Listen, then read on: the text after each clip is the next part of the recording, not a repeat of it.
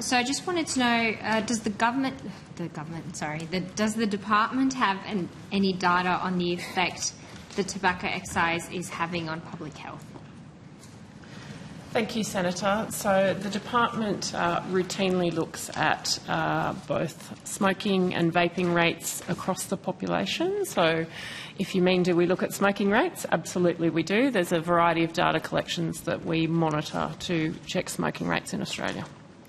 Is it the view of the department that the rise of black market tobacco is having a negative impact on public health? Senator, I would suggest that illicit tobacco has a range of impacts. So you will hear comments from other portfolios about the significant involvement of organised crime. So there's obviously extreme social issues. We have experienced in overseas countries that the link between sort of public health and illicit tobacco is perhaps not what it is sometimes made out to be in Australia. There is very strong evidence that the World Health Organisation supports tobacco excise as a very strong public health measure. So from the department's perspective, we really do think that encouraging people to give up smoking and reduce demand is one of the most effective public health measures. Reducing people's desire for tobacco is what we're aiming for.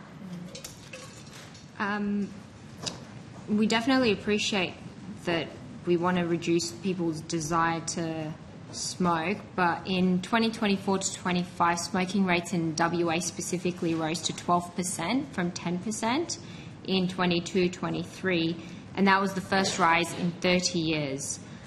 Is there any analysis or reasoning the department could potentially provide the committee on why this rise could have occurred? Senator, can I ask what data source you're using for this information?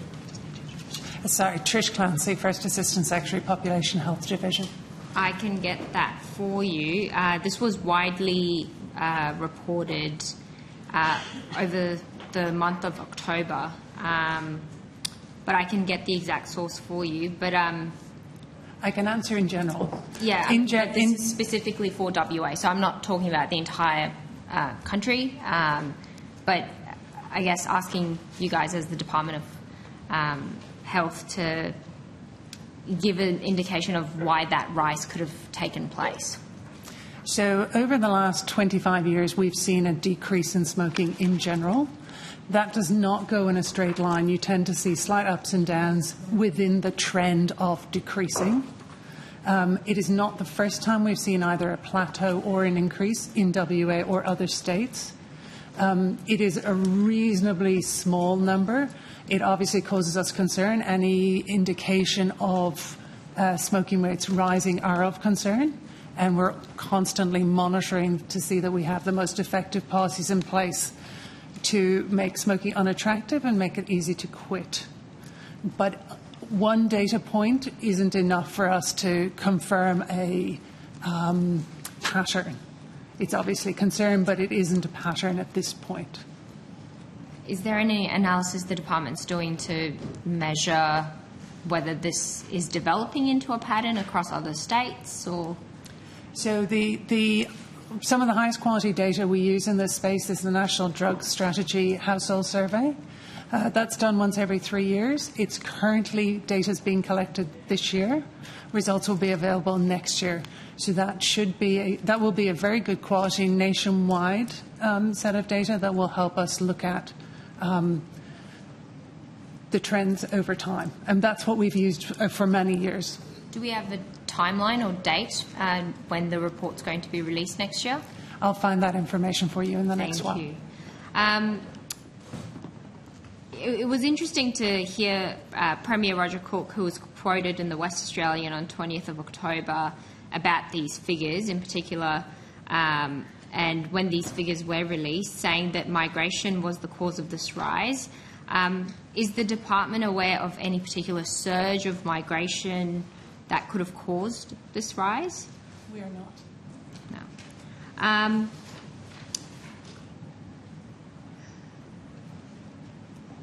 Do you know, is the department aware of any sort of particular migration scheme that was established which gave priority to applicants who smoked? We are certainly not aware. If there was such a scheme and we were made aware of it from a public health perspective, we would obviously have commented with our colleagues who set migration policy.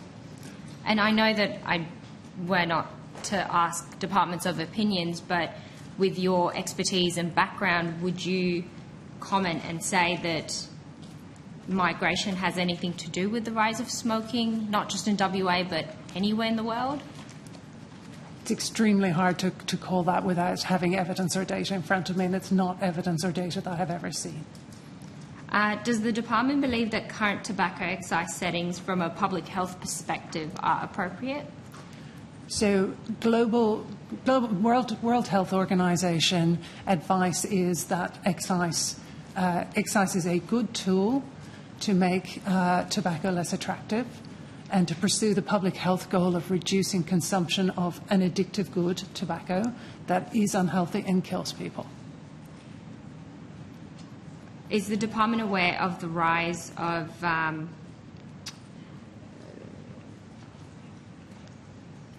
illegal tobacco being sold really at very low prices to people without requiring necessary any form of ID? We are aware of illicit tobacco in the country, yes, and we work closely with our colleagues across government on this topic, particularly the Illicit Tobacco and E-Cigarette Commissioner. On notice, can you please provide data held by the government on smoking rates over the last 10 years and lung cancer rates over the last 10 years? Yes, we can. Thank you. And I'm also curious to understand, where does WA stand relative to the rest of the country in terms of smoking and lung cancer? The country is, in general, within the same kind of band of numbers. I will need to take I'll need to get back to you Sure. on specifics about how WA stacks up versus other states.